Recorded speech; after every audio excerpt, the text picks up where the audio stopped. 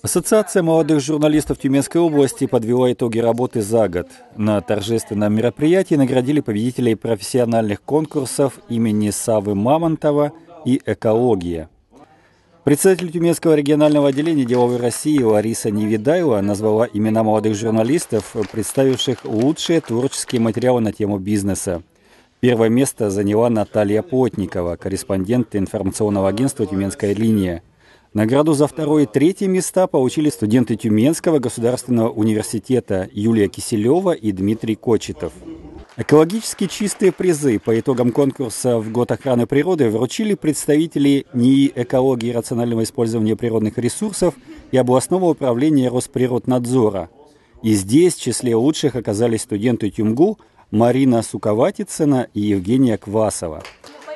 Ассоциация молодых журналистов Тюменской области активно развивается, растет уровень и самих ее участников. Яркое тому подтверждение – достойные журналистские работы ребят в творческих конкурсах, считает председатель ассоциации Александр Пересторонин.